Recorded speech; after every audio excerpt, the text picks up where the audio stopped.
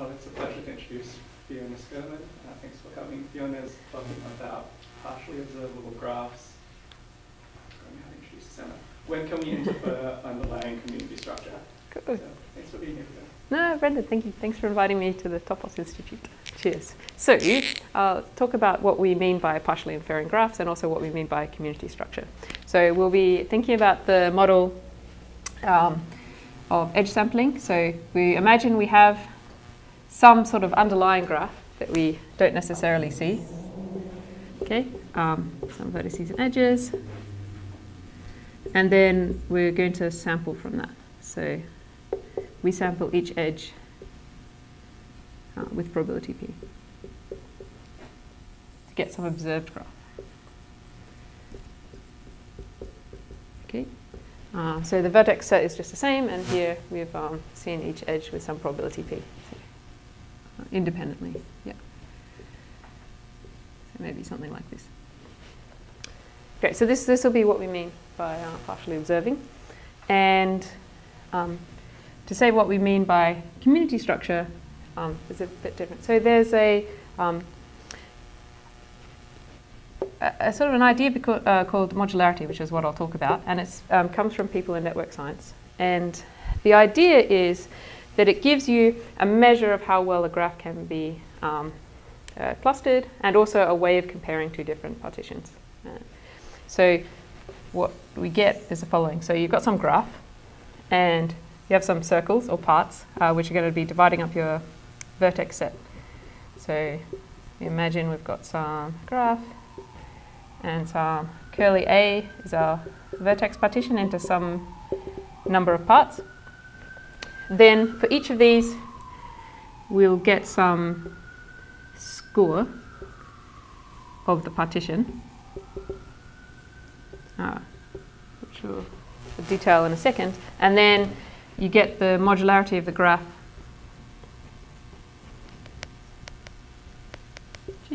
by taking the max over all possible vertex partitions of this score.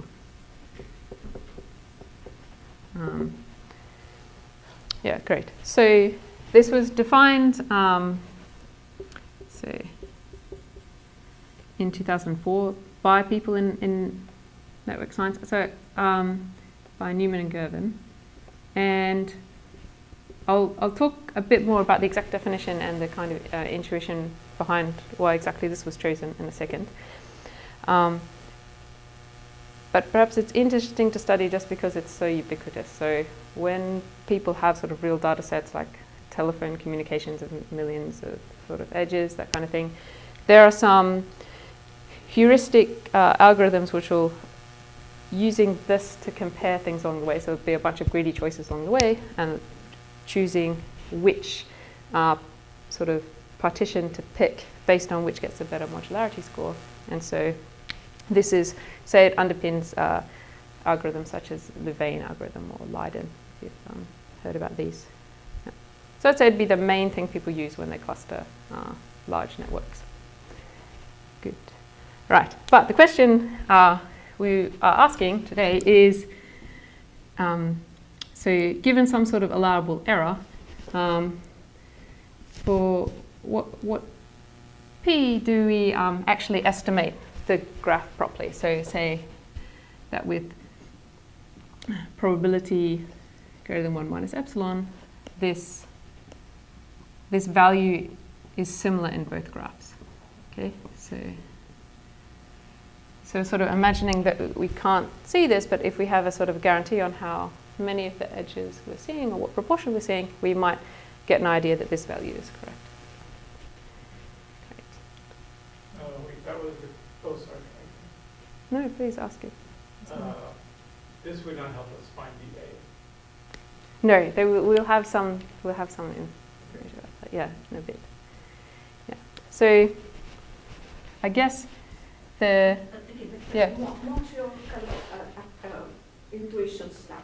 So if we're talking about telephone numbers and stuff like that. I mean, are we going to discover kind of area codes or something like that? What is the score that we are Yeah, like trying to get. what do we even mean by these communities? So I guess we're feeling successful. There was a very nice case where they looked at these telephone calls in Belgium, and they managed to basically divide it into communities based on language, okay, which sort of makes sense, right? There's a mix of languages there, and I think... They detected language from who called who. Yeah, it seemed to roughly correspond to... But language would be, the communities would be the A, right? Yeah, so the idea is that we're going to be giving, so then hopefully it would be a good indicative score, right? If, the highest score was when you partitioned into these communities that you know are there. Yeah, exactly, yeah. Yeah, and so this thing itself isn't be hard to optimize, but people have these nice heuristic methods, right, to hopefully get something good, and they do seem to find often what you already know is the underlying structure there, like in this Zachary Karate Club, this kind of networks where you have some idea of what's going on. Yeah, good. So I think I want to define this and talk about some definition of what this is, because we can't avoid it any longer. So the idea is, so we've got some graph on some number of edges, and I'm going to define this to be the following. So we take each part, and then for each part in our partition, we look at each pair of vertices, and we're going to get a positive point if there's an edge between the two. And I'm going to subtract away something which is approximately the probability there would be an edge there anyway between these vertices. What's M? Oh, sorry, M edges. Oh, M. Correct, no. Yeah, this, please stop me if I introduce you. These are vertices, sorry, yeah. So you've got a vertex set in your partition of the vertices, and you're going to sum over pairs of, or actually sum over two tuples of vertices in your vertex set. So it should be more precise, yeah. And then you are going to subtract away the degree of the vertices multiplied together of the two vertices that you care about, and divide by this thing to do with the number of edges. Okay, so the degree of a vertex is the number of edges incident, that vertex. Yeah. So this is one definition. Yeah. Good. The 1/2m is not affecting the modularity score because they all. Yeah, exactly. Sorry. So this is exactly just to normalize it. So it will end up being that this value is between 0 and 1, which is a nice thing to think about. And this is meant to sort of be like a high extent of community structure.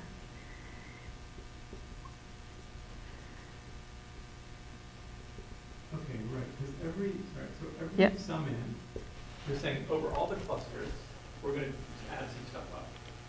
Yeah. And for each cluster, we're going to say, let's look at all the vertices in there. Yeah. And then add either 1 or 0 for any pair of Or vertices. 1, or maybe you lose. Oh, even lose. Yeah. Okay, what's that?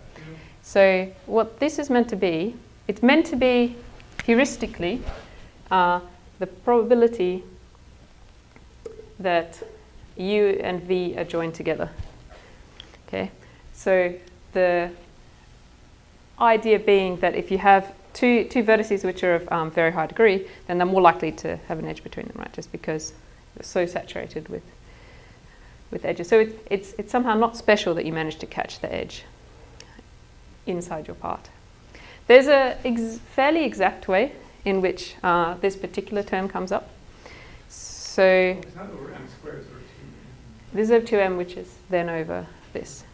Yeah, but I think this is the thing you're comparing, because this one is just normalizing, and here is saying, yeah, okay, you really did win an edge, and this is how surprised you should be that you won that edge. So the exact way in which this happens, I think, is quite nice. So have you heard of, there's this configuration model in random graphs, okay? And so what you want to do is pick a random graph uniformly, or say you you want to pick a random graph, maybe a multigraph, which has a particular degree sequence. So one way you can do that is you just start, so you know your degree sequence ahead of time. So you've got some sort of d1 up to dn, where di is the degree of vertex I. Okay, and then you want a random graph like this. What you can do is just have little stubs. So if this is vertex 1, I put d1 stubs here, d2 here, and then take a random pairing of these. And you'll get a graph, right? It might be, you might decide to do things like pair those together. So if I do something like this, so that would give me then a loop, and I draw my graph and sort of.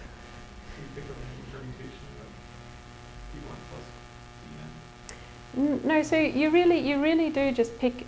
You create a random multigraph like this. So you accept that you'll get some loops and some multiple edges, possibly. So you say these are okay.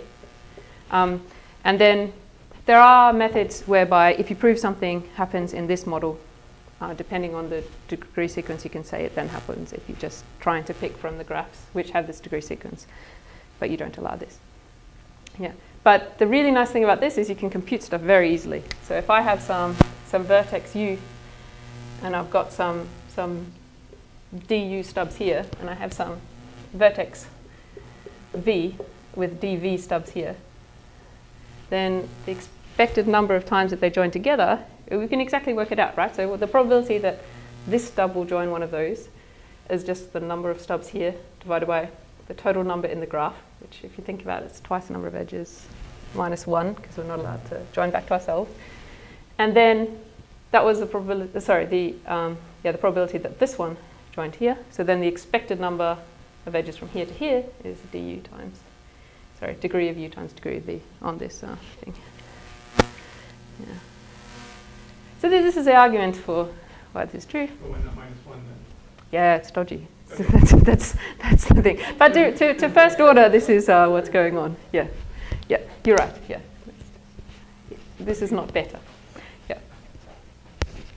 So this was the sort of original definition given because they wanted to give this kind of a reason about why you would do such a thing. It's often easier to think about as follows. So I claim when I write this down, you'll understand these. So, which is a big claim, but. So now we do the same thing. So we're summing over the vertex sets in our partition. And now we're going to take the number of edges inside A. Should I write it like this? And subtract away some sort of other term, which I'll explain in a second. So we need some notation, sorry. So here, by E of A, we just mean the number of edges in A. And the volume of a set. It's some sort of measure of the size. But instead of measuring the number of vertices, you're going to weight them by the degree. So take this to be the sum over vertices in A of the degree of that vertex. Cool. So So then this thing becomes, so the first bit is quite nice, right? And it really is just what you get by summing up the indicators. So this is just the proportion of edges which are within your parts, which makes sense as something that you would want to, because once we take the sum, we've summed up everything inside our parts, divided by the total number. So this is the proportion of edges inside our parts. And then, see, we need some sort of, it comes from here directly, right? But another way to think of it is we want some sort of penalty term because we're going to maximize over all possible vertex partitions. So, if I could put everything in the same part, then I get 1 here. So, or into very few parts, I'd get quite a high proportion inside my parts. So this is if you think about what we're doing, so the volumes, the sum of the volumes is constant. It adds to the volume of the whole graph. So subject to a certain sum, you're going to get less of a penalty from this term. This term will be smaller if you have small parts. Yeah, which is sort of pushing it in the other direction. Yeah, so I think. Why do you have volume? Volume? People do. Yeah, sorry, I didn't make it up. What is volume again? there's a sum over the vertices and That's the small cluster. of the degree of the graph. Yeah, sorry, this is volume. Yep. And that comma there is just typo? Yep, Is that that's a volume? typo, exactly. Okay. And, okay. Yep. And so this is making small clusters that we said, low penalty small clusters. So yes, this has low penalty for small clusters, but if you have small clusters, you're going to have trouble putting all your edges in them. Yeah, exactly. So another way, this term is very annoying to think about, I think, before you've seen it very much. So if you notice, if you have some regular graph, i.e. the degree of every vertex is just the same, then this simplifies a bit, and you get, instead of having to worry about the volumes of each set, you can just worry about the number of vertices in each set. So you still get the same first term, which is proportion of edges inside, and now we can do this. Good. So the idea is that this definition was meant to be taking into account the degree heterogeneity of the network. So why does this relate to these? Okay, so the question is the following. So you imagine you've got some vertex partition fixed, and you want to know what sort of alterations to the graph would cause your modularity to go up. So fix some A, and what transformations from would you expect that the modularity increases?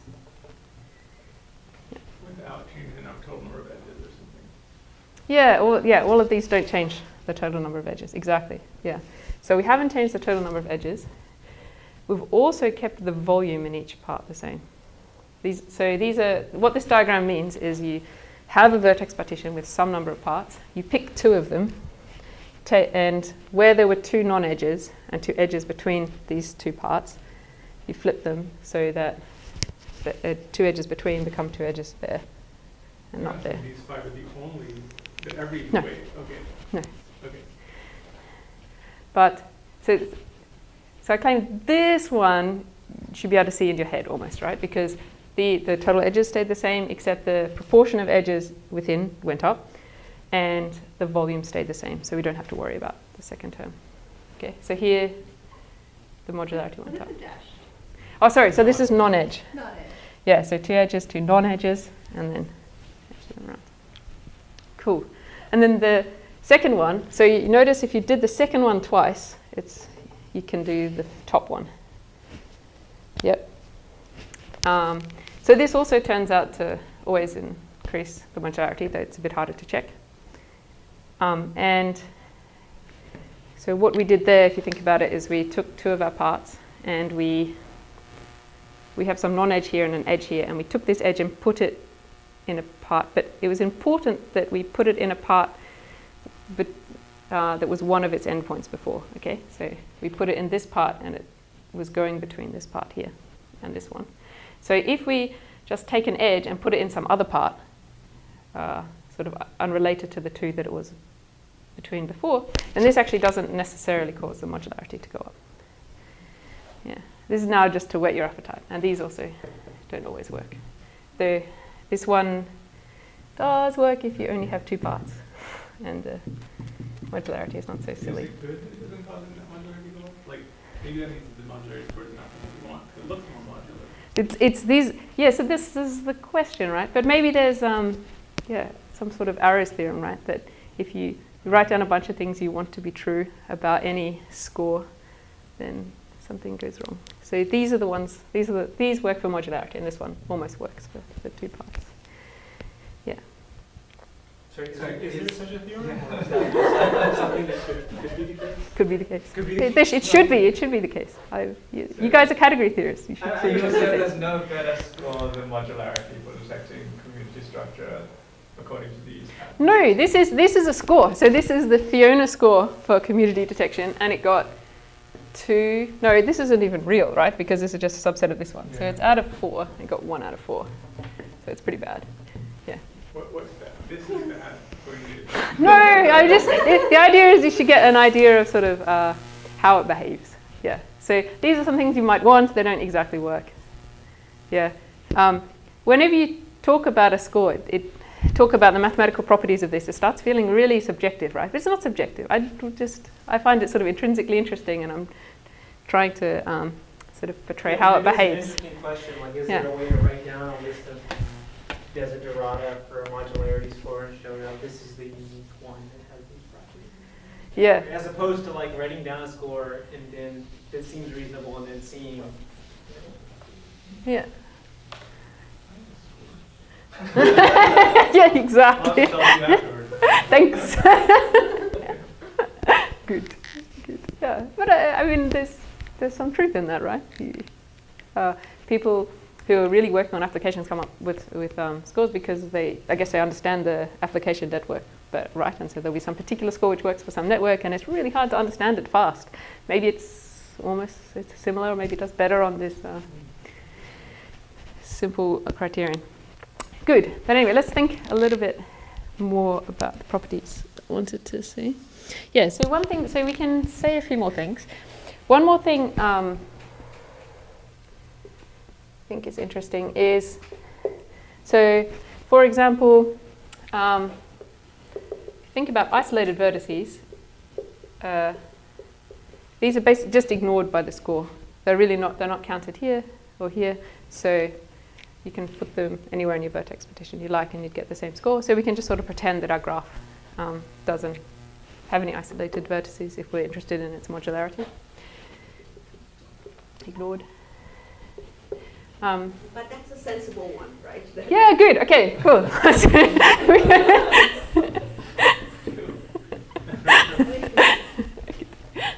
It's good. It's another Fiona Valeria score. Yeah. Yeah. So these are ignored. Another thing, actually, I think we can make it 6 soon. So another thing which is quite nice is the following. So, say you have some partition which is optimal, so it actually attains the best possible score. So you can say a few things about this now. So one thing we can say is if you look at the graph on one of your vertex sets in the partition, then it's going to be connected. Okay. And you can see this because, so if you had some graph and some vertex partition on your graph, if inside here you've got something which is disconnected, then I can further divide it, right? And the score will increase because the edge contribution stayed the same and the degree tax should have gone down, as long as there were things on either side with non-zero degree. Yeah. So this is sort of ignoring isolated vertices, okay? It's connected. Yeah, so if no isolated vertices.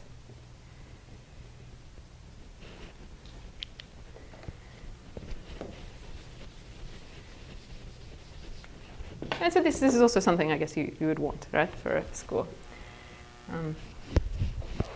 And I find that one a little bit harder to agree with you. It's not obvious. Yeah. Negations involved, right? Okay. That for each part, when you look at the graph induced on that, apart from isolated vertices, it should be connected. This is trying to cluster. Yeah, trying to cluster things. Yeah. Oh, okay, arguable. Good. Another thing you can show is that because the way you described was kind of via some sort of, if it had, yeah. I could then break it and make it yeah. Kind of felt more like a reasoning by counterpositives and stuff. So I always have problem with that. Yeah, good. As a logician, I always have problem with that. Yeah. So why is it positive in itself? Yeah, I don't have except by contradiction argument, well, if you can call these arguments. Okay, and so it's also true that you don't have any parts of size 1, again, except isolated vertices. Yeah, so this takes a little bit to check. Good. So yeah. Okay. Now we said this also was a score between 0 and 1. So I think it's good. Actually, sorry, I'll say one more thing first. So I want to say also that it's robust in the following way. So the actual score is robust to small changes in the edge set. So if I take my graph and then I take the graph again, but I've just deleted a bunch of edges, then my score hasn't changed by very much. So the edges in the graph. So if I change like 1% of the edges, we can show that the score changes by less than 0.02. So it's robust. Can the argmax age? Yeah, a lot, exactly. Yep. Yeah, so the optimal partition is, it's very not robust. And the best example of this, I think, is if you have the following. So you, if I have some graph which is the union of two complete graphs, I've got some complete graph here, just one edge to another complete graph. Yes, I guess I should say that if this was the entire graph, modularity would very nicely choose to split it. And as long as this is at least 2, it would split it here and it would be nice. But if we have this H as its own dumbbell-shaped thing in a connected component, sorry, I'll draw this again. So now let's take G, and inside G we have our H. This is our H. And then we also have some other edges. We don't have any edges here. There are no edges here. Then in this situation, we sometimes split H and sometimes not. So opt A will split H if the number of edges in H is sort of big in comparison to the graph. And it doesn't split H if the edges are less than this. Yeah, so it's not robust, and it's sort of not robust in a very sneaky way too, because you don't even change H, you just put another edge in over here, and the optimal will change. Yeah. Yeah. So my friend thinks this is somehow correct, that you should take into account how many, like, on how big a scale you're partitioning things. Basically, just as a sort of as a zooming in and out of the world. So she has this idea, right, that if you have the world and the human population, you might put it into certain clusters, but then if you found life on other planets, then maybe you would cluster all the human life together. Yeah, so it does matter actually how big the graph is, that this is not actually necessarily something bad. It's taken to be bad in applications. People refer to this as a resolution limit, and you can change where this resolution limit happens by putting in some sort of scalar here, and that will change exactly when it hits. So that's people do that. Okay. So.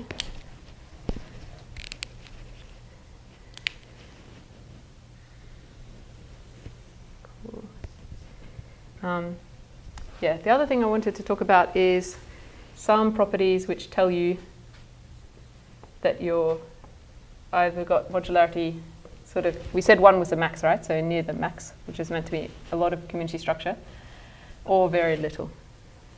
So one thing that guarantees this, so if we're thinking about lower bounds, we just need to show a partition exists, right? So if there exists a partition with certain properties, then we're good. So maybe there exists a partition such that the number of edges between parts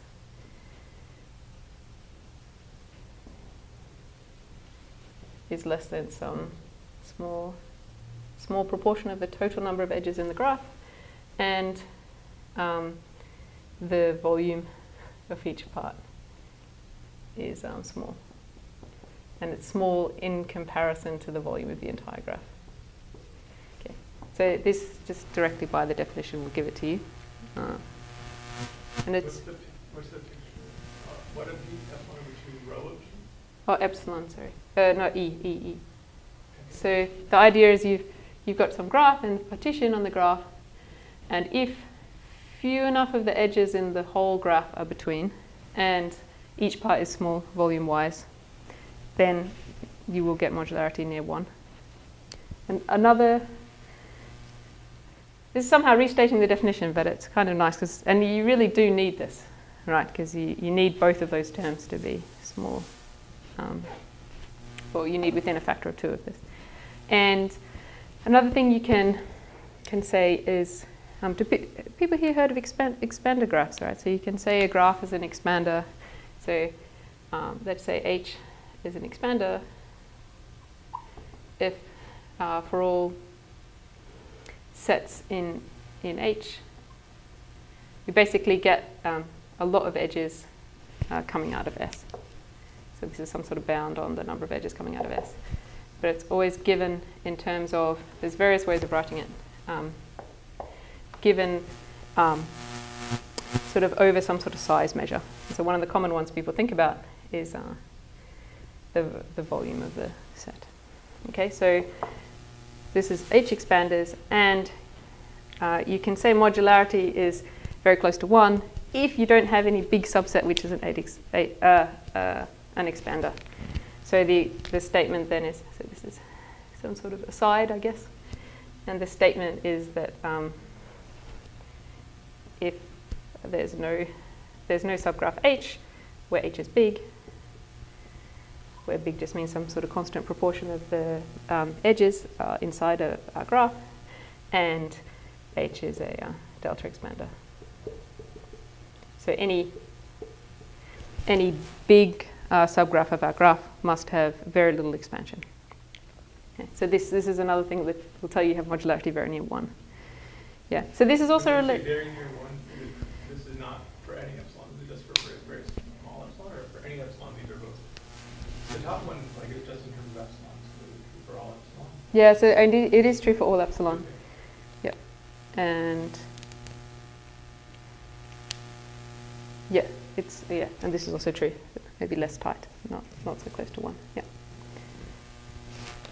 Yes, another thing expansion is related to is if a graph is an expander, then a random walk mix is fast. So somehow this is saying that on my graph, if it's highish modularity, my random walk shouldn't mix too fast, heuristically. Cool.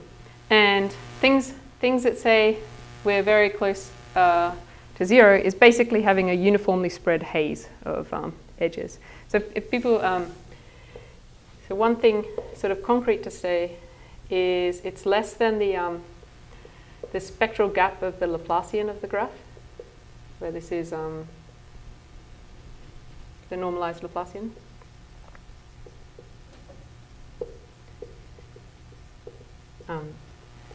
But this implies, and this is why it's, so if people have heard of that, that's good, but otherwise, so the thing we're using here really is, so if this bound is true about the normalized Laplacian, it means that basically every vertex set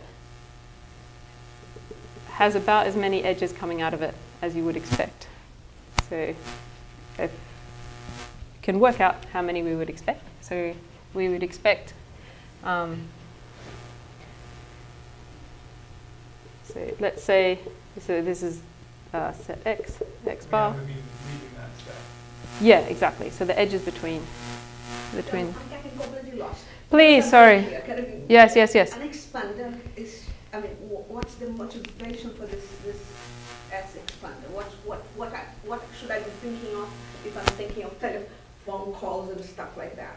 Yeah, I guess that for really nice groups of people with our telephone calls, it means we don't have this property. So you don't like negations, but we don't have this property. So it means that if we have nice parts, like a nice partition, we really will have parts, and it'll be the case that we've managed to subdivide our graph in such a way that we don't have heaps of edges leaving each part, right? Because then our modularity would go down. So it's about not kind of breaking, the graph shouldn't have too much kind of openings from one vertex into kind of. Yeah, exactly. So expansion means that it's hard to cut. So this modularity is saying sort of easy to cut. Yeah. And Okay. yeah. That's better. Okay. Good. Good. Can you remind me what a spectral graph of a matrix or something is? Yes. Something like that? Yeah. Exactly. Sorry, I wrote it down so I wouldn't screw it up. Yeah. So what also, if you're thinking about, so you set it up, the Laplacian, so that the largest, one of the eigenvalues is 0, right? And it's the max difference from 0 of any of the rest of your eigenvalues. The largest absolute value of Yeah, exactly. And it's a lot nicer.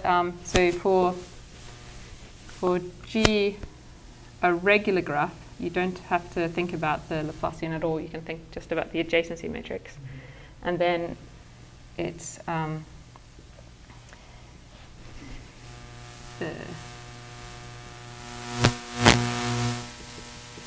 all the eigenvalues of this.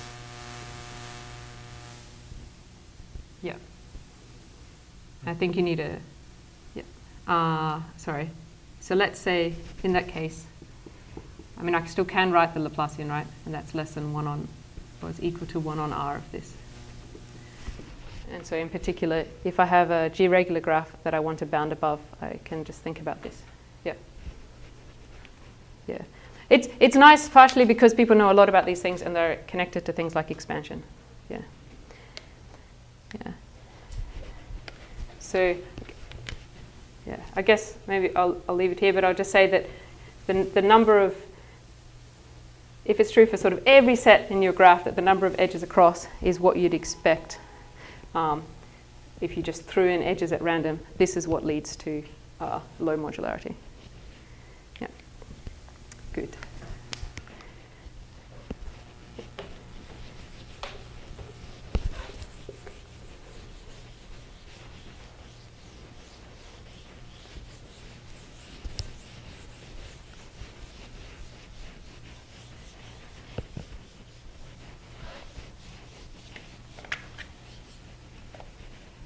Cool. Yeah, so the result in terms of this is the following. So we said we wanted to know for what values of P we got close enough to this actual modularity value. So let's draw a big picture. So we're saying that this is the probability that we sample each edge, and we can calculate the modularity of the sampled graph. So this is a random variable, right? Because it's a random sampling of the graph. If we take P equals 1, then we get our exact graph back. So that's the same. And so we said we wanted to be within some epsilon sausage of this. Okay. So the nice thing is actually turns out there's 2 thresholds. So there's one modest threshold after which you are not going to underestimate the modularity by much. What is that? Is epsilon being drawn here? Epsilon is here. And this is? So this is the value of this. So with probability greater than 1 minus epsilon, we have to fall within this epsilon sausage. That's the game. Yeah. Can have some colors maybe. So this is epsilon. This is also epsilon. And so turns out there's these 2 things. Yeah. The P we're getting is a function of epsilon, right? Yeah. Yeah. Okay, and it turned out that we have two thresholds. Yeah, based on epsilon. So our first threshold. So if we want to estimate something, we should not overestimate, not underestimate. So at first, we're just not going to underestimate by much. So if some condition holds, then with probability greater than 1 minus epsilon, the start of so this is our modularity on the observed graph, is at least, yep, and if the other thing is this.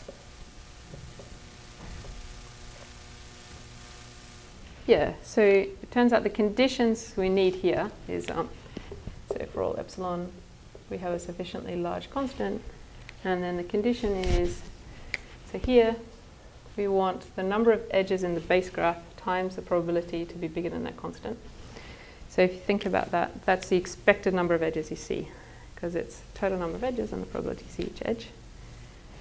And then that gives us that we're somewhere here. We could still be anywhere up to 1. So, and then the more strict condition is the following. So we need a factor of n more edges. So now we want the expected number of edges to be bigger than a constant times n. So if you think about it, if we have exactly this, for example, then this is saying the expected degree has to be bigger than c. Oh, sorry, the number of vertices. Yeah. Wait, but vertices don't. I thought vertices exist in one way. I see, yeah. You can. You can. No, you don't have to assume no isolated vertices, but yeah. So there's definitely something going on where you could write down a different thing, but this tells you that the graph that you see is just you see colossally many edges here somehow. So, and this means that in your observed graph, so if we think about so this is our graph here, and this is our GP here. So here we've made sure our P was high enough so that everything here had, well not everything here, but the average degree up here is at least something big. So I guess what you're saying is that I've kind of asked for the wrong thing if I have some isolated vertices here and some, there of course will lift to isolated vertices here. Then I could, if I threw them away at the bottom, then it would lead to a smaller p here, right? And so, yeah, it's still true whether or not you throw them away or not. So, sorry, should that be Q star G plus epsilon? Yes, thanks. Sorry, yeah. Okay. Exactly. So what we're saying here is that it's easier to get the lower bound than the Yep. Yeah. And there's actually something real going on here. So I have some simulations which I can show you.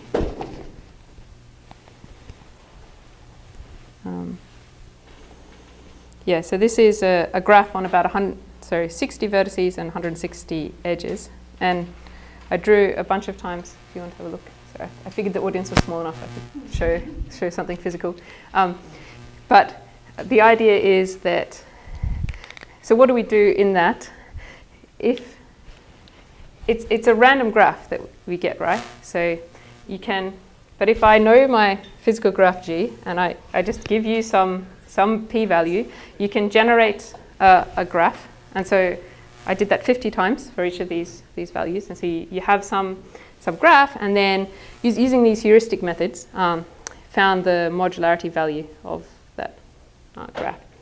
And it does seem to show, right? So these heuristic methods return an actual partition and the score of that partition. So they're a lower bound on, or maybe correct, of what the modularity actually is. And they weigh, and if you sort of take a sample, these do overestimate the modularity and sort of tend towards it. Yeah, it was, people have noticed this because in ecological networks, they end up thinking about this model, and they also care about the modularity and notice that undersampling seemed to give you overestimates of modularity. It's quite cool to think about what you're doing if you're constructing your network by taking observations. So you've got a timestamp on when you took each observation. So you can think about what you thought the network was at every time point. And you can check, for example, that the parameters you care about on your network are actually tending towards something as you compare their values, what you thought the graph was here. And people do that. And in fact, they they also imagine every possible order in which the observations could have been taken and see that the same sort of thing happens.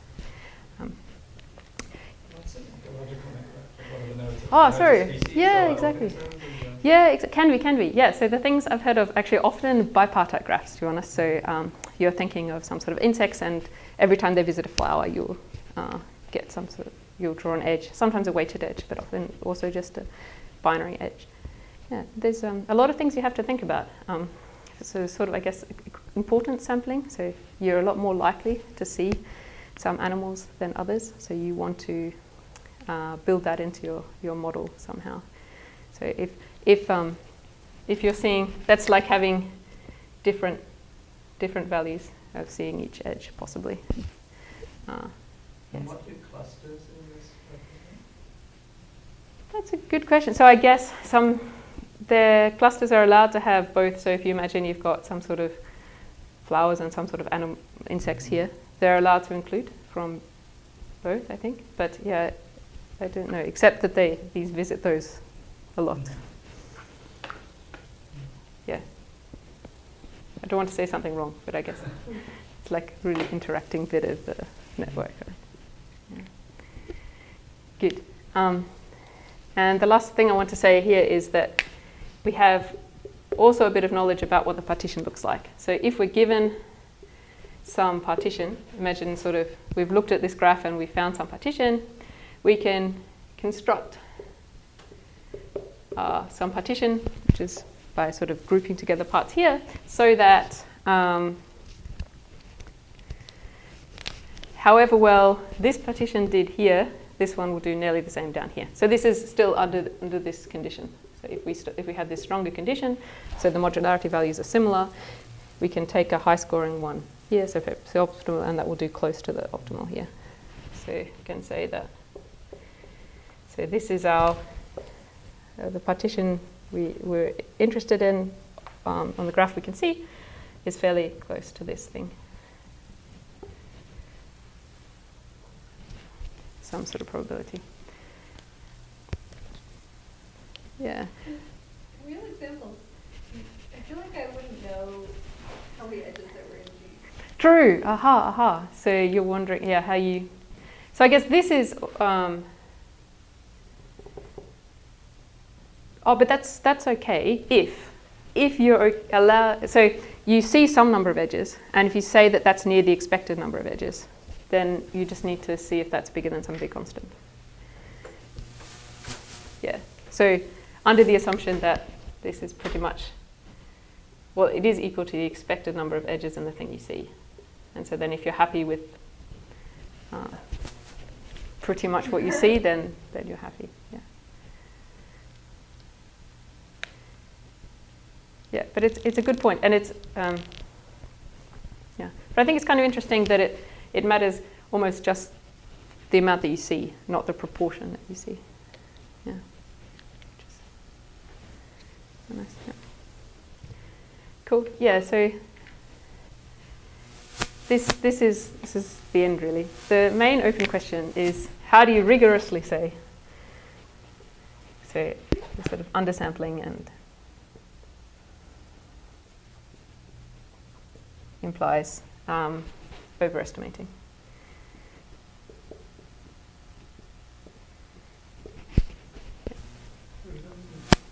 Overestimating modularity. Yeah, that's, I guess, part.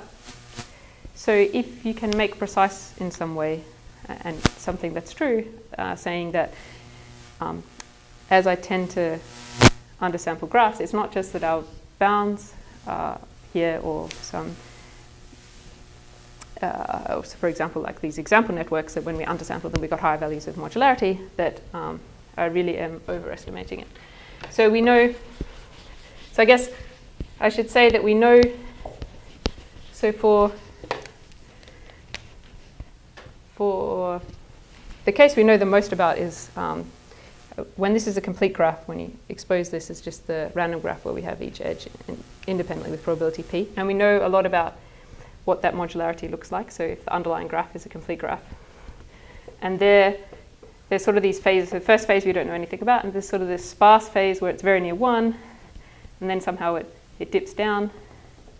And then, so this is, as p increases, the modularity value of this graph really sort of follows this near 1 here and 0. So that means that you do need this condition, at least for some graphs, you can work out. But yeah, we don't know more generally for which graphs. So in general, a general graph, so we've got some nice general graph now, maybe the same thing happens, except instead of dropping right down to 0 as p gets really big, it'll drop down to the modularity of its underlying graph. Right, so we've got some sampled version, and this is. And so we sort of proved here, right, that if we have enough edges, then we'll eventually land, well, very close to the modularity of the thing underneath. But for what graphs is this bit true? So that when we subsample it a bit, we get these high values. I think this is an interesting question. Yeah. So it seems to be true for any nice graph you can think of. It's not true for stars, but these are a silly graph. So these have modularity 0 all the time. And if you imagine if you subsample this, you just get another star or some isolated vertices. But apart from this, yeah, so maybe some conditions on H, which give you these 3 phases and this. Even bad guys are not infinitely bad guys, they're just bad, right? Or kind of, the number of edges coming out of that thing there kind of is always finite. Yeah. Or you could have n edges though, if you well, n minus 1 if you pack them in. I don't think I get it. Sorry. No. Yeah. I was just wondering kind of whether any kind of version of infinity had to come in. And it doesn't look like it. It looks like it's just an n. Because an n is not an infinite thing. It's just, yeah. Okay. It's very, very interesting, this idea that all of them will do something a bit like that, kind of almost one, kind of, yeah, and something that might tend to 0 or not. I think it'd be nice if it worked. Maybe it's like, I guess to be fair, the simulation I showed looked more like this, right? Where you just started almost from the beginning, going right down. But I guess it maybe depends how you scale the p's. Yeah. Cool. Thanks. That's it.